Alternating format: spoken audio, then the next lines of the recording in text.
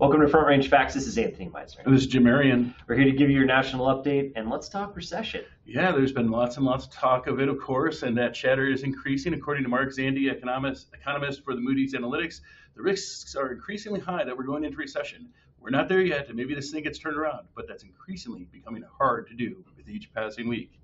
Well, I think what they're really looking at, there's a few factors, right? Yeah. So let's talk inflation to start. Inflation has remained high, right? The target rate is always 2%, but we just can't quite get it down below where we need it. Right? 3% is the new 2%, as you were saying, Anthony. So. I think that's part of it. The other thing is, it's really different across the country right now. So certain states, which, Jim and I were looking at this, we're like, did somebody just pick up a bunch of different colors and throw them at the map? Like, it's very random. It's not like the North South Dakota is versus doing... South Dakota. Like, why? Why is it so different? Like, if Montana is struggling and Wyoming is Yeah. struggling, why isn't Nebraska struggling, Yeah. right? And places you'd expect, where a lot of the economic activity takes place are where we're talking about treading water. So we're treading water in Colorado. We're treading water.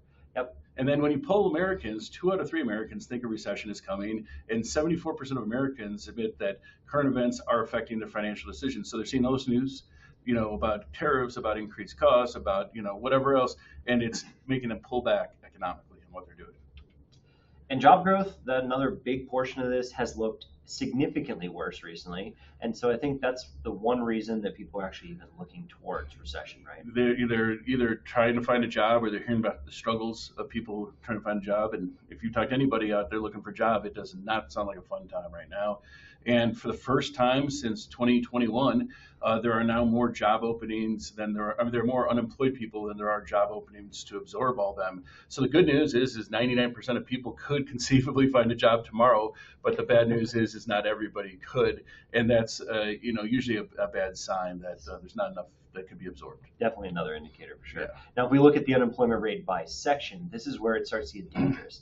Those younger people, that 16 to 24, your people, whether they're in high school or getting out of college, are really struggling to find jobs. 10.5% unemployment rate, and that's risen by 2.5% since 2023. So that really tells us that there's probably cracks in the foundation. It's actually 4% since 2023 for the young kids because this is probably a lot of the AI effect, right? The entry level jobs getting snipped out by the prevalence of companies using AI in some way, shape, or form. But then the big headline, of course, is that the revisions to jobs always happen, right? The Bureau of Labor Statistics always has to look at a lot of different things. They take surveys all the time, but then they readjust it looking at actual payroll data later on. So we've lost roughly 1 million, there's 1 million fewer jobs that have been added. There's 155 in a 12-week period. There's 155 million jobs though in America, right? So this isn't like is big. It sounds like a big number, but when you think about it, it's still a big number, but it's not nearly as robust as that makes it sound. But it is in a 12-week period, and it's way more than we were used to. Yeah. Now, if we look at, I guess this is our dose of optimism, right, Jim? Here's what you've been looking at before: is we were projected at 2.9 million jobs, kind of this time, from this time to current. Now, it's really been projected down where they've added 2 million basically instead of 2 million instead of 3 million jobs. So that's not great. We do have some optimism for it. Yeah. So, employment is still holding steady. So, it's 4.2. Clearly, if you're a younger kid, this is not what you're seeing with that 10% increase. But overall, our unemployment rate is a very healthy, very safe 4.2% overall, right? Yeah, I think that's a great sign. The other great sign is the fact that there really are less than 2 million job openings across the country. And, if we look back to other recessionary periods, the population in America has grown dramatically over the last 5 decades. The amount of population has about doubled roughly from when this graph started to now, yet this is raw numbers, right? So this isn't a percent, which would stay in line with the population changes. This is actually, oh my God, we had 150, 180 million people back in 1970, and there's huge job losses of over 4 million in 1975, 76. Well, we're only at 1.946 right now, so it's not doing too bad historically. I think it's fairly stable, Yeah.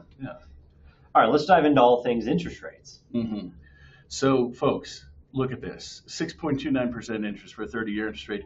For those of you that don't get this, let me just tell you right now, this is the best interest rates you're going to see for a good 12 months minimum right now.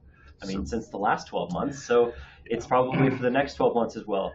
Jim predicted it last year, and I think he's predicting it again that this is probably the best interest rate we see, which may not be the most optimistic thing for real estate, but it is a good sign that, if you need to get a refi done or you need to get something done, act sooner than later. Alan Greenspan, has the term irrational exuberance that he's applied to markets. What you're seeing here is the net effect of irrational exuberance. The market saw a terrible jobs report as, the biggest revision in the last 15 years or something. And so it's overcompensated by having money be cheaper than it should be. And the Fed meets September 18th. Here it is, about a week before. You're going to see that the numbers start to go back up once the Fed actually raises, because the market always prices it in advance of those types of meetings. So it does, in fact. Now, according to what everybody's expecting, this is the likelihood of cuts. Now, 91% of the market is already expecting a cut to happen next week, and there will be no cuts, according to a small portion, which I think is probably very unlikely at this point. I would not trust those 8.3% of economists who are saying that. Wouldn't either. Given the political wins and given the fact the jobs report just really made it an open and shut case to at least give it a try and rate cuts.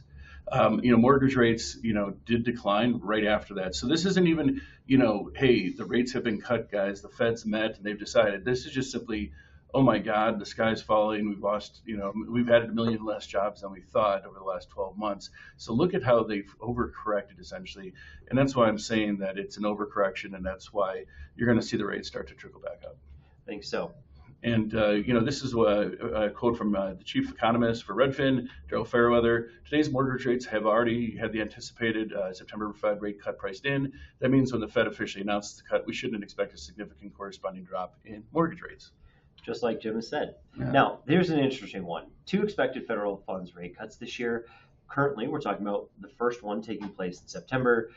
Jim was telling me a minute ago that October and December are the only other meetings for the year, so that really half of people are expecting another cut at one of those times.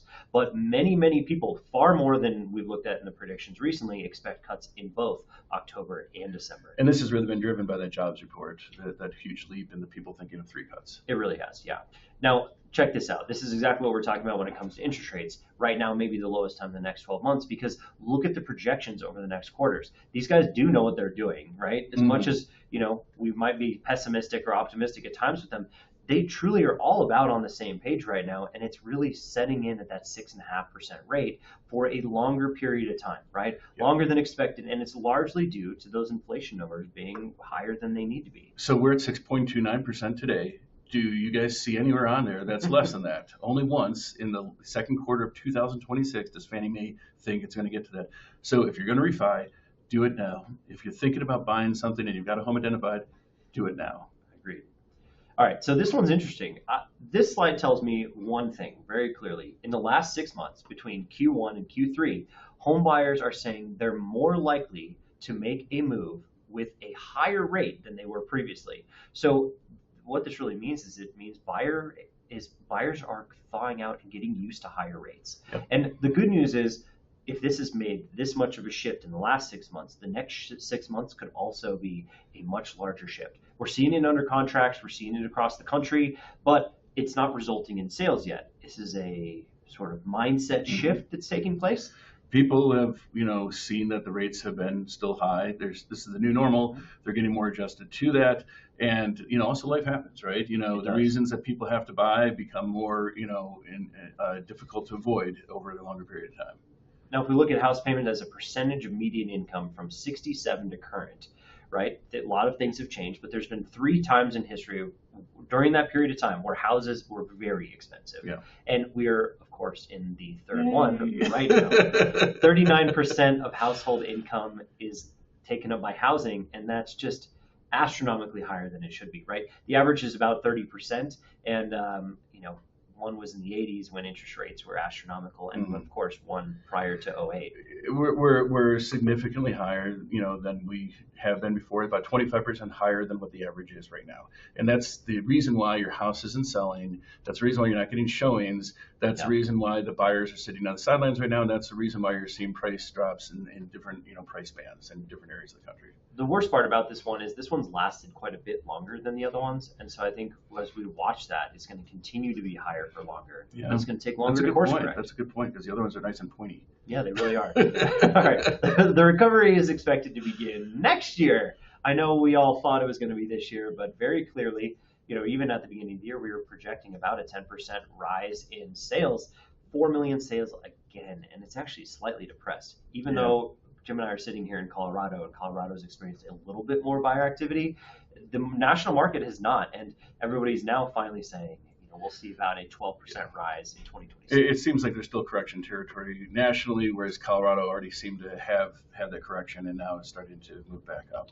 Absolutely. All right, so let's talk home prices and inventory, Jim. Let's do it. So this, is something that we've talked about multiple times on the show. Just regionally, this is a very different market where you are, right, Anthony? I mean, look at the fact that the mountains areas, the West has been pretty depressed.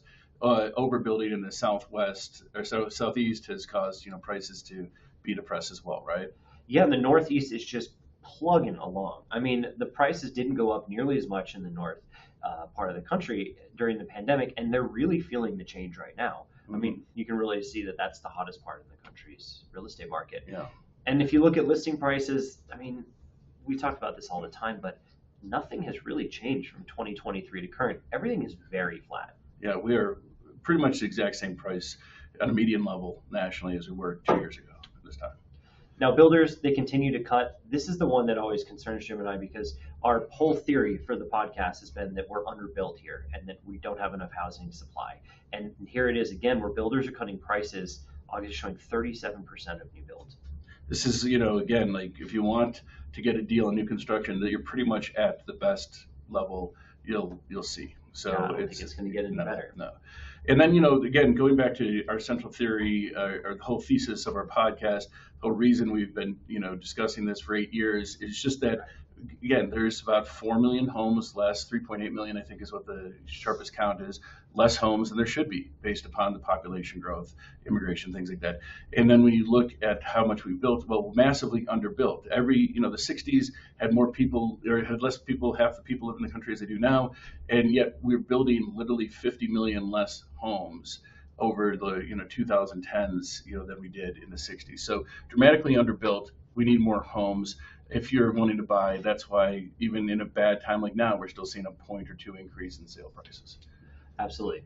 And then, of course, this graph shows just how much the shift between last year and this year is taking place in the inventory for sale. And, Colorado is right in the middle of this, maybe a little higher than most, 30% rise in inventory. There are very few places in the country that I think you would want to be right now. Mm-hmm. Obviously, the Northeast, with all their price increases and everything else going on, it's a very stable market, less happening. But Nevada, or if you're over in Virginia, Maryland, they may not be great. Those markets have way more inventory. But you can always go to Alaska at minus 1% inventory right now. So that's always good. Yeah. And then active housing inventory still compared to pre-pandemic levels. So remember, we've shown on the show, how the Northeast, the Midwest is doing really good, resilient with they're seeing 5-6% increases in price. They're getting multiple offers. All the agents there are awesome, and we all suck here is kind of what they all talk about. And the reason why is look at how low the inventory level is compared to what it was before the pandemic hit. I mean, Illinois, 62% less homes for sale than it was in 2019, right? That's a huge amount. That's in fact almost 100% swing between us and them as far as our gains and their losses with inventory. So it's a dramatically different market depending on how much state you're in. It really is. And the top three, Colorado falls in. And so that's tough. So when you're looking at it from where we're at, it's a rough market. Yeah, we're only beat out by Texas. We didn't want to make the podium on this one, but we did. Yeah, it's a rough one. Now, even into perspective, right? We've had really, really tight inventory levels during the pandemic times. We've been, pulling our way out of this, and it feels like there's a lot more inventory than there really is on the market. But there isn't. No, we just don't have as many buyers, and the buyer pool has created, feel in the market. But right now, we're still not even back to those pre-pandemic numbers. Yeah, I mean, I think we got at least a year left of this. Yeah, we had 2017, 18, 19, all normal inventory levels, and we're still below there. So get out there and buy. This is your chance. Totally, it's going to change here soon. Typically, also days in MLS. We're still right in the mix where we would normally see everything. It's not like it's taking that long to sell homes. Yeah. It's just our perspective is very different from post-pandemic when it was, our hair was on fire to where we are today, and we're sitting at 43. So about 2016 levels. Yeah, definitely about a week more than it was a year ago, but it's nothing to be nothing to write home about. Yeah. And, 1 year change in metro level home prices between last July to this July. Here in Colorado, those light kind of peachy colors, basically Fort Collins is down about 1.2%.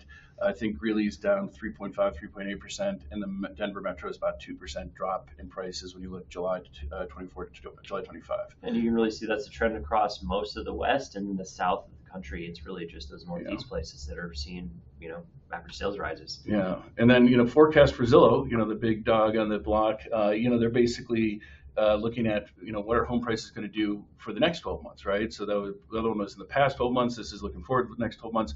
Well, if you're thinking like, hey, I might just hold on to my home for a year, rent it out because prices will improve. I don't know. Zillow doesn't think so. Here in the metro, Denver metro area, we're probably looking at another maybe 2% drop.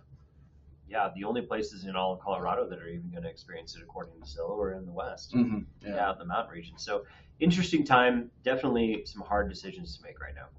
And then this is, we thought, really interesting because we don't usually see a projection out to 2029 as far as home prices go.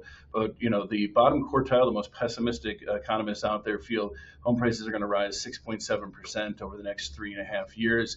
The most optimistic quartile feels it's a 27% increase in prices. And then, the middle 50% are basically at about 17.5% increase in home prices over the next 3.5 years nationally. Pretty healthy, from those top two ones. If you're in the pessimistic side, it's going to be a little bit more disappointing. All right, so let's talk showings. We love talking showings because this is that preliminary information that tells us what's going to happen in the future. This is the closest thing you're going to get to rubbing a crystal ball and get your forecast right. So according to September 7th, which is kind of the week's average, we have a 20% increase in showing activity compared to last year. And that's a great sign because it means buyers are active and out there in the marketplace across all of North America. It's good to see that we're still seeing strong showing traffic. Yeah, absolutely. Thanks for joining us today. I'm Anthony Meisner with Land Title. And I'm Jim Marion with Coldwell Banker. Don't forget to listen to the other podcasts we do. We do national, Colorado, we do local updates, and you can always reach out to us on the show if you want the national trends. You can get me at 303-968-9868 or ameisner@ltgc.com. And I'm Jim Marion, realtor at Coldwell Banker at 303-548-0243, or shoot me an email to jim@ourcoloradohomes.com. Have a great one, everybody. Bye, everybody.